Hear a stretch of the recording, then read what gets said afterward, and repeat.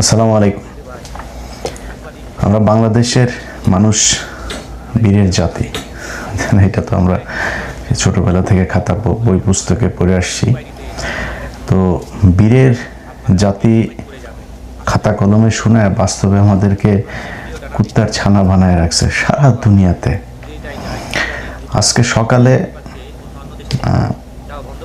আপনাদের রাতে, বাংলাদেশ সময় রাতে, আমি এটা যখন রেকর্ড করছি তখন আমার এখানে আবার আপনাদের সকাল, আপনারা এটা দেখবেন আপনাদের আবার রাতে। যাই হোক, তো আপনাদের রাতে, বাংলাদেশ সময় রাতে আমার এলাকার এক ছেলে ফোন করলো। সে আপনার যাবে হইলো গিয়া ওমানে। তো ওমানে যাবে, তার কি যেন, তো আমি বুঝিও না, কি ভিসা মিসার মেয়াদ টেয়াদ এগুলো আছে, কিছু ব্যাপার তার যাইতেই হবে, না গেলে আবার তার সে ওইখানে সে ঢুকতে পারবে না, অনেক বিদিক ইচ্ছা আর কি। তো এখন সে ফোন করছে মূলত আমার কিছু টাকা পাঠানোর জন্য। খুব খারাপ অবস্থা। এটা মানে খুব লজ্জার বিষয় না। বিষয়টা হচ্ছে আমাদের দেশের যে মানুষগুলো মধ্যপ্রাচ্যে বিশেষ করে থাকে, সৌদি, দুবাই, কাতার, ওমান, বাহরাইন, তারপরে কুয়েত, এরপরে এইদিকে থাকে মালয়েশিয়া, সিঙ্গাপুর, এইসব দেশের যারা থাকে তারা ধরেন আমাদের মহাজনরা, আমাদের রাজ পরিবারের লোকজন যারা এক একজনের যারা ক্ষমতায় আসেন, তারা একটা ব্যবস্থা করে রাখছেন। ওখানে যাবা, গিয়া খালি টাকা পয়সা পাঠাবা, তোমার টাকা আমরা বসে এরপরে এটারই আবার পাঠাবো আমরা বিভিন্ন দেশে। তো ওনারা এই মধ্যপ্রাচ্যের যে মানুষগুলো, এই মানুষগুলোর ধরেন কেউ 5 বছর, 10 বছর, 15 বছর বিদেশে থাকে। আমি নিজের চোখেই দেখেছি অনেক মানুষ এরকম। সেই ছোটবেলায় দেখতাম যে যেত, তারপরে অনেক দিন, 5 বছর, 6 বছর পরে, 10 বছর পরেও দেশে এসেছে। মানে চেহারাই চেঞ্জ হয়ে গিয়েছে পুরো। ধরেন একদম ইয়াং বয়সে গিয়েছে, তারপরে মানে আমাদের মতো এরকম আধা পাকা দাড়ি, এর চেয়ে আরো বয়স্ক হয়ে তারপরে দেশে ফিরেছে, এরকম দেখেছি। এখন এই মানুষগুলো কিন্তু এই এত কষ্ট করে তারপরে দেশে আসে না, দেশ থেকে আবার যখন যাওয়ার যখন সময় হয়, তখন তার পকেটে কোনো টাকাই থাকে না। আমার এক খুব ক্লোজ ফ্রেন্ড আছে, ওর নাম হচ্ছে, নামটা না বলি, ও প্রথমে আইসা তারপরে মনে করেন যে গোল্ডিপ খাইতো। তো গ্রামে তো গোল্ডিপ সিগারেট অত পাওয়া যেত না, আবার বাজার থেকে তারপরে গোল্ডিপ আইনা তারপরে খাইতো। এরপরে খাওয়া শুরু করলো নেভি, তারপরে আরেকটা কি যেন 50 পয়সার একটা কি সিগারেট, রেড না কি যেন একটা সিগারেট ছিল। এরপরে বিড়িও মানুষের কাছে চায়া খাইতো 2-3 দিন পরে, বুঝছেন? মানে 2-3 মাস যে সে দেশে থাকতো, প্রথম 15 দিন তার একটু ভাবসাব নিয়ে তারপরে চলতো, এরপরে মানে থাকতো না কিছুই। এবং এই যে কদিন সে সিগারেট খাইতো না, পাশে যায় লোকজন বসে থাকে, একটা সিগারেট থেকে কিনে, হ্যাঁ, এরপর ওর পকেটে যখন আবার নাই, তখন কিন্তু কেউ খোঁজ নেয় না। এটাই আমাদের এই নিম্ন আয়ের যারা বিভিন্ন লেবার ভিসাগুলোতে যারা বাইরে আসেন, এই লেবার ভিসার মানুষগুলোর সবার পরিণতি প্রায় একই রকম। কেউ খুবই কদাচিৎ কিছু মানুষ আছে খুব ভালো ভিসায়, সেখানে গিয়ে খুব ভালো একজন মালিকের আন্ডারে কাজ পেয়েছে, সেটাতে ভালো টাকা পয়সা কামায়, এগুলোর রেয়ার কেস। এখন এই মানুষগুলোর আপনি সেখানে যায়, আসার সময় তার পকেটে টাকা নেই, সে যাওয়ার সময় এই মুহূর্তে এখন মধ্যপ্রাচ্যে যেই যুদ্ধটা চলছে, মধ্যপ্রাচ্যে আমাদের দেশের সবচেয়ে বেশি মানুষ থাকে। এটা তো আমাদের দেশের সরকার, আমাদের মন্ত্রণালয়, কেউ না জানে না এরকম তো না, সবাই জানে যে এটা আমাদের সবচেয়ে বড় খাত। এবং প্রতিদিনই টিভি পত্রিকাতেও দেখছি সেই জিনিসগুলো, যে তাদের কেউ জানে না জেনে বিমানবন্দরে এসে বসে আছে, বিমানবন্দর থেকে তারপরে একদিন রেখে তারপরে বলছে যে কয়েক ঘন্টা বসে রেখে না, তোমার বাতিল। এরপরে আবার তারা টানায় দেওয়া শুরু করলো। এখন ভাই, প্রথম কথা হচ্ছে সেটা হচ্ছে আমি একটা বীরের জাতি, এরকম এক বালের বীরের জাতির একমাত্র জাতি আমরা। এই মধ্যপ্রাচ্যের বিশাল যুদ্ধটার মাঝখানে সব দেশ তার দেশের নাগরিকদেরকে বলছে কি, খুব দ্রুত আমার ওই দেশ ছাড়ো। যেমন যুক্তরাষ্ট্র সব শেষ যেটা বলেছে যে তার 13টা না 14টা দেশ থেকে তার সব নাগরিকদের কে সে নিয়ে আসার ব্যবস্থা করেছে, সব চলে আসতে বলা হয়েছে। যারা ওইখানকার নাগরিক, এরকম আমি দুবাইয়ের ইয়েতে দেখলাম, এখানে অনেক মানুষ আছে ওদের দেশের নাগরিক, ওরা নিজস্ব বিমানে করে চলে যাচ্ছে অন্যান্য দেশে। আপনি মিসাইলগুলো দেখেন, নিউজে পত্রিকায় যে নিউজগুলো আপনি দেখবেন, সেখানে দেখবেন মনে হয় যেন ওটা বাংলাদেশ। আমি বাংলাদেশের মিডিয়া না, খালি অন্য মিডিয়াতেও ওই মিসাইলের ওইখানে সেই সাউন্ড শুনছি, বাংলাদেশের মানুষ, মানে বাংলাদেশের মানুষের জীবনের কত মানে মূল্য কত কম চিন্তা করেন। সেখানে যেখানে মিসাইল পড়ছে ওইখানে বাঙালি দৌড়াচ্ছে, কথা বলছে, ফান করছে। আমাদের দেশের মানুষ ওইখানে পড়ে আছে এবং এখনো যাচ্ছে। আচ্ছা, আমার দেশের মানে যারা সরকার, মানে আমি ধরেন তারেক রহমান তো অল্প কয়েকদিন হলো ক্ষমতায়, আমি ওনাকে দোষ দিচ্ছি না, মানে এটা তো ইটস বিন 54 ইয়ার্স, আমি তো একদিন আর 2 দিনের ব্যাপার না। তো 54 ইয়ার্স আপনি এই একটা কিছু বের করা সম্ভব হয় নাই। আমাদের একজন প্রতিমন্ত্রী, হ্যাঁ, বিকাশ নুরু এসে তারপরে ঘোষণা দিয়েছে, বিশাল এক ঘোষণা, ওরে নোবেল প্রাইজ দেওয়া হবে সামনের বার। ও ঘোষণা দিছে এখন থেকে প্রবাসীরা মারা গেলে ফ্রি পয়সায় তারপরে নিয়ে আসা হবে। বেটা, তোর মতো বিকাশের টাকা চাঁদা তোর প্যাডে লাথি দিলে এখনো আমার বিকাশের টাকা বের হবে। তাহলে আমরা আমেরিকা থেকে আমার বন্ধু বান্ধব পরিচিত ব্যবসায়ী মিলে যত টাকা তোর উঠে, যে ওই লাথি দিলে এখনো তোর প্যাডে ওই টাকা। ফকিন্নির বাচ্চা, তুই এখানে আসছিস লাশ তারপরে নিয়ে যাইতে। ওর এই লাশের জন্য কোনো প্রবাসী কারোর কাছে বলেছে নাকি যে তারা বিদেশে যারা থাকে এরা কিন্তু ধরেন একটা ঘরের ভিতরে গিঞ্জি, একটা পরিবেশের ভেতরে অনেক মানুষজন একসাথে সেখানে থাকে, এদের সমস্যা এরা দেখভাল করার এরা এদেরটা দেখবে। তো লাশ পাঠানোর দরকার নেই, ওরা টাকা চাঁদা তুলে ওরা লাশ পাঠায়, সমস্যা নাই। ও জীবিত থাকা অবস্থায় ওরে কি করতে পারবে সেটা বল। কিচ্ছু করবে না। নুরু আসার সাথে সাথে যেটা করেছে, ওর ভাই এখন সেকেন্ড মন্ত্রী, ওর ভাই আছে একটা, সেটারে দিয়া কাতারে ব্যবসা করিয়েছে, এই বিকাশের টাকা তুইলা মানুষের কাছ থেকে টাকা নিয়েছে ধুমায়। তার আরে গত 1.5 বছরে তো কামাইছে, সে ধুমায় কামাইছে। দুবাইতে তার গাড়ির ব্যবসা আছে, কাতারে ব্যবসা আছে। এখন তার ভাই দেশে, এখন সে পায়তারা করছে হইলো ম্যান পাওয়ারের ব্যবসার একটা লাইসেন্স নেওয়ার জন্য। ওর এই মন্ত্রণালয়ের যে কদিন আছে সেই কদিন ওর মূল টার্গেটই থাকবে ও নিজের কত টাকা পয়সা কেমন দ্রুত কামাইতে হবে। কারণ ওরা তো যে কোনো সময় সেটা লাথি দিয়ে বার করে দিলে তো ওর আসতে পারবে না। ওর জীবনে যে এই জায়গায় আসছে, মন্ত্রী বানাইছে, এটা তো ধরেন একটা বিশেষ মুহূর্তে বিএনপির কিছু করার ছিল না, বিএনপির এদেরকে নিতে হবে। ওদিকে জামাতে এনসিপি চলে গিয়েছে, আর ইসলামী শাসনতন্ত্র চলে গিয়েছে, তারপর আরো 11টা দল বিএনপির নেওয়া লাগবে, চুক্তিবদ্ধ হয়ে তারপরে করছে। ও কিন্তু নির্বাচনও জিতে নাই, ওখানে হাসান আল মামুন নির্বাচনে জিতেছে। সে হাসান আল মামুনকে সরায় তারপর দেওয়া হয়েছে। এটা হাসান আল মামুনকে আমার কথা বিশ্বাস করার দরকার নেই, হাসান আল মামুনকে জিজ্ঞেস করেন, সে সব কিছু জানে। তাকে উপর থেকে বলে দেওয়া হয়েছে যে এটা ওরে দিতে হবে, না দিলে সমস্যা আছে। সে জিতে নাই। এখন এই যে ওনাকে এইভাবে মানে একজন আসলো মাত্র, এরকম কিন্তু এই 54 বছর ধরে আমাদের কিন্তু এই প্রবাসী ধরেন তো মন্ত্রণালয় এসে বোধহয় জিয়াউর রহমানের সময় থেকে শুরু করে এরপরে তো কন্টিনিউয়াসলি আমাদের এই মন্ত্রণালয়টা ছিল। এই মন্ত্রণালয়ের থেকে এই যে মানুষগুলো যেতে পারছে না বিমানবন্দরে, বা যে কজন মানুষ আমার বিদেশ থেকে আসে তাদের একটা তালিকা থাকা উচিত না? আপনার একটা মন্ত্রণালয়, বিশাল মন্ত্রণালয়ের কাজ কি আপনার?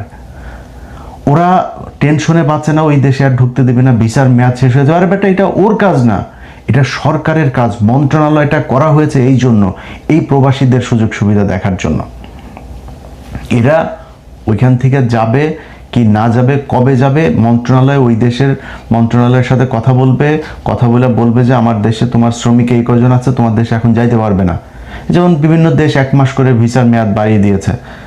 তো এখন এটা কেন করা হয়নি?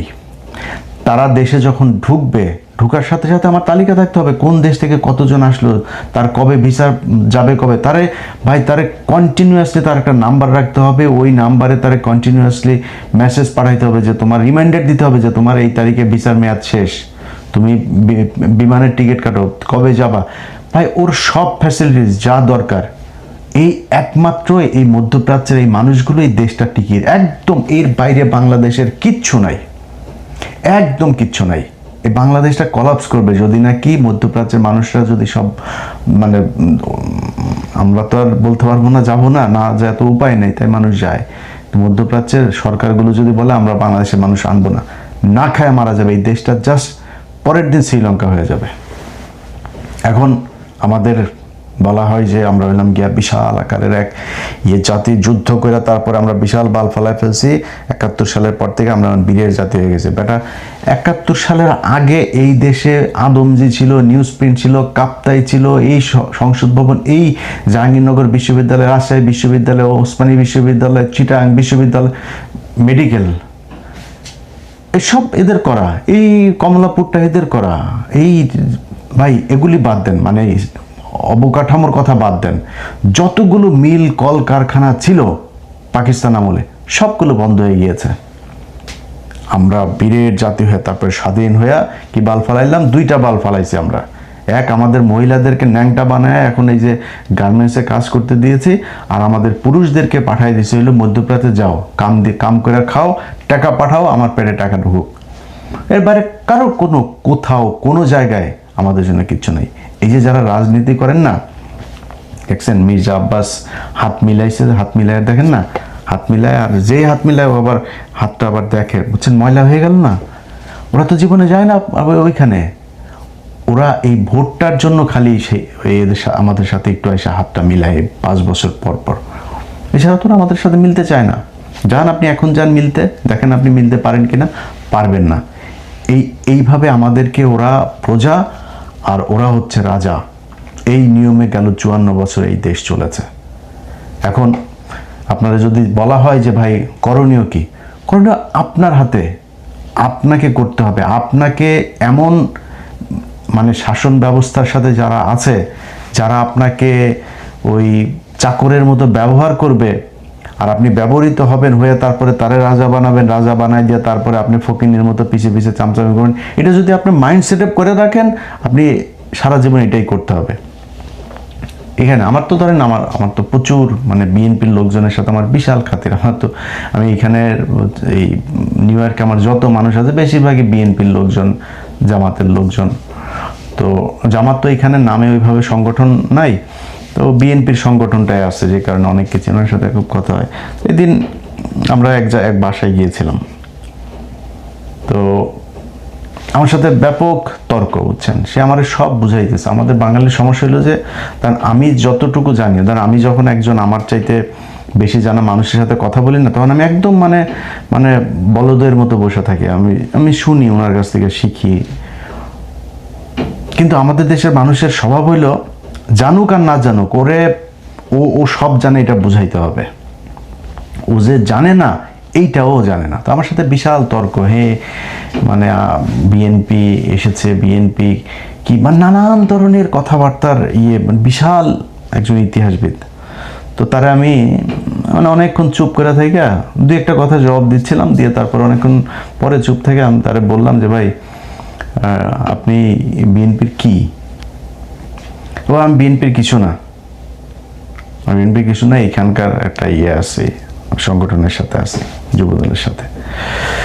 তো যুবদলের সাথে আছে, এখন কোনো পদ নেই, আগে তার একটা পদ ছিল। তো আমি তারে বললাম যে আপনি কি যেন সাধারণ সম্পাদক না কি এক পদ ছিল আর কি যুবদলের, যুক্তরাষ্ট্র যুবদলের।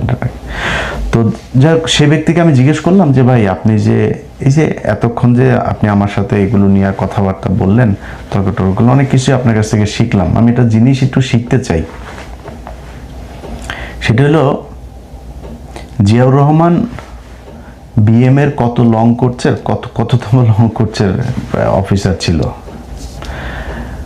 তো বিএম এটা কি, ও তখন জবাবটা দিল কি শুনেন, জবাব দিল যে উনি চিটাং লং কোর্সে ছিল, লং কোর্সের চিটাং লং কোর্সে। কারণ আমি যে কথাগুলো বলতেছি না, একজন আর্মি অফিসার শুনলে কিন্তু হাসবে, বুঝছেন। আমি ওনারা জিজ্ঞেস করছি জিয়াউর রহমান বিএমএ তখন ছিল না, বিএম এর কত লং কোর্সের সেটা বলার পর সে বলছে চিটাগাং লং কোর্স।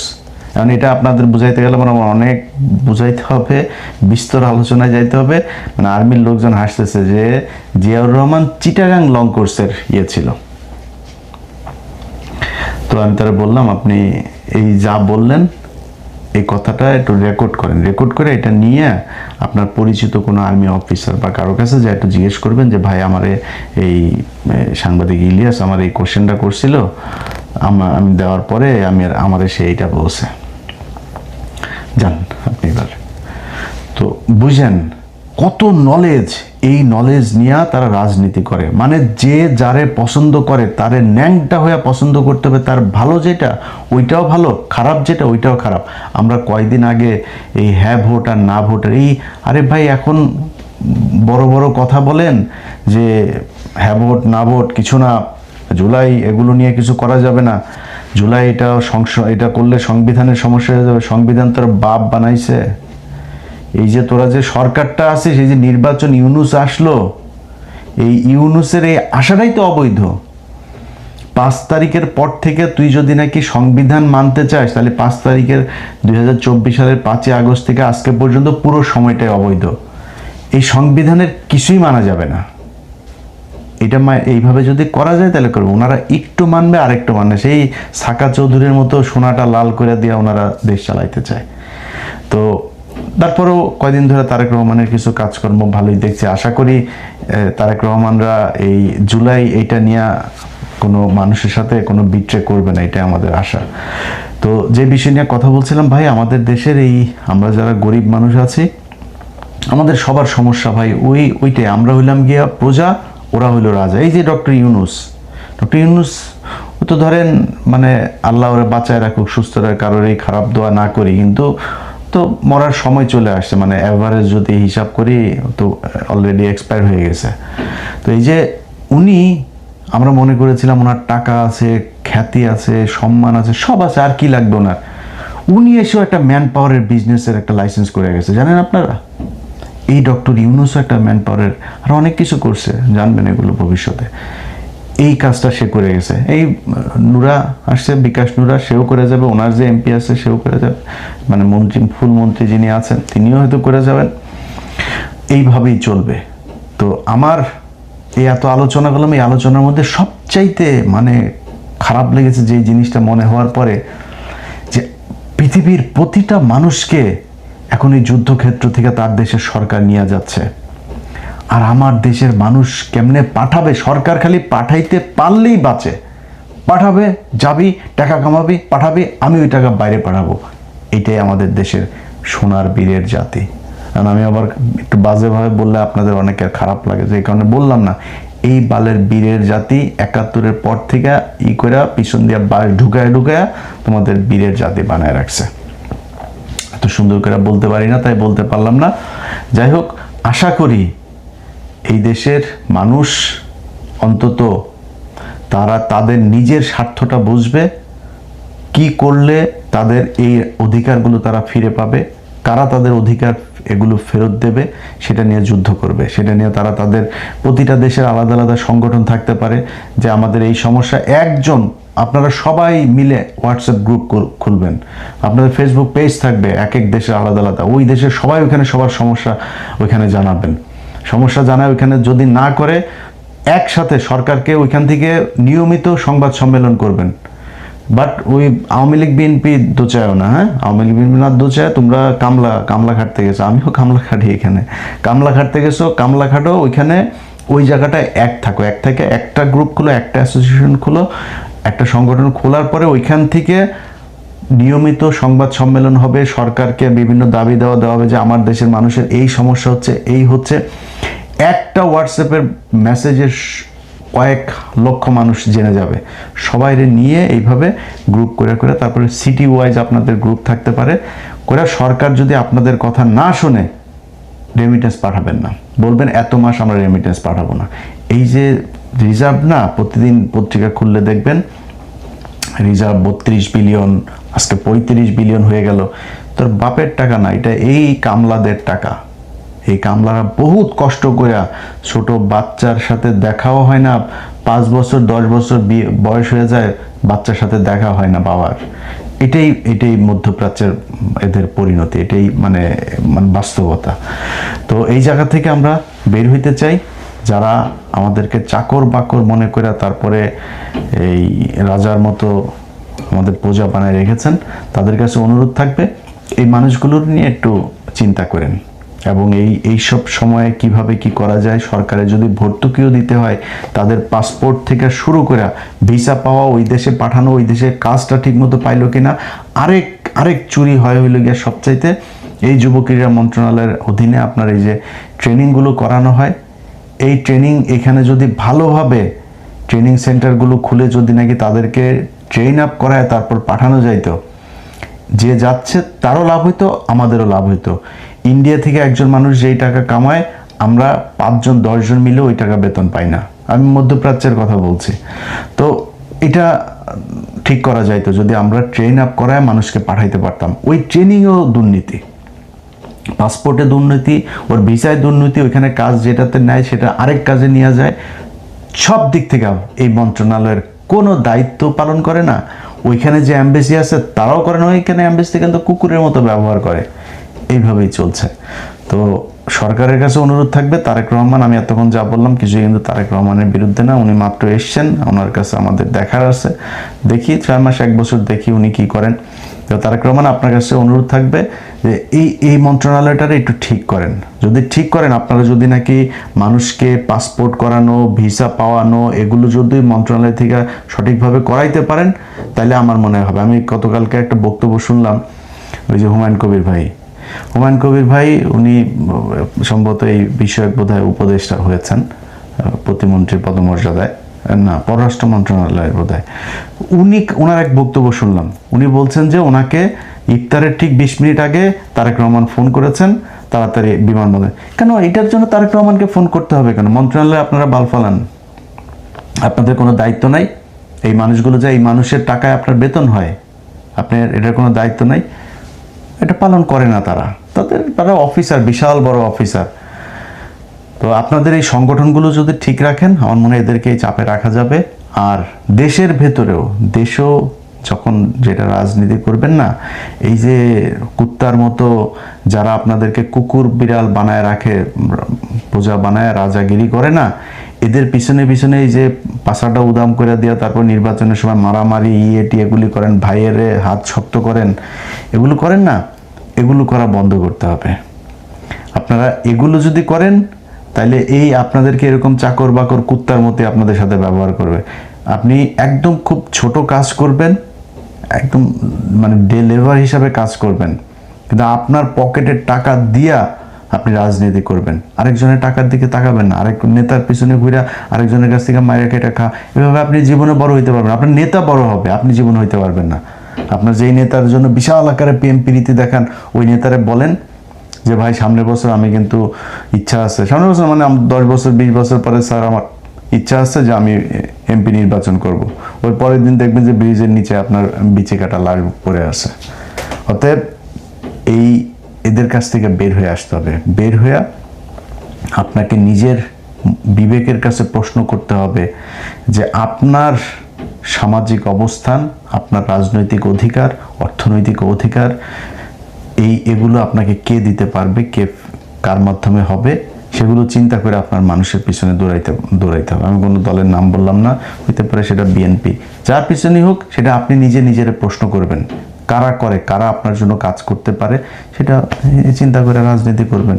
সব ক্ষেত্রে, একটা ক্ষেত্রে না, প্রতিটা জায়গায়। আপনি সেনাবাহিনীর ওইখানে যদি যান, সেনাবাহিনীর সৈনিকরা সারাদিন কষ্ট করে, সারা বছর তারা পিঠের উপর, তারা আমাদের সেনাবাহিনীর অফিসার দেন, সুধীর ভাইদের সব পেট মোটা হয়ে গেছে, সব শালাদের পেট মোটা, এদের মতো আপনার পুলিশের মতো অবস্থা হয়ে গেছে। পুলিশ তো মনে করেন যে ওরা চাকরি নেয়, ঘুষ খাবো এটা চিন্তা করেই ওরা চাকরিতে যায়। সব না, আবার যেগুলি থানা টানা বিভিন্ন জায়গায় থাকে, ওনাদের মোটামুটি সবারই চিন্তায় থাকে আমি ঘুষ খাবো, ঘুষ খেয়ে তারপরে চাকরিটা যখন যাবে তারপরে হজ করে তবা করে তারপর ভালো হয়ে যাবো, এত সোজা।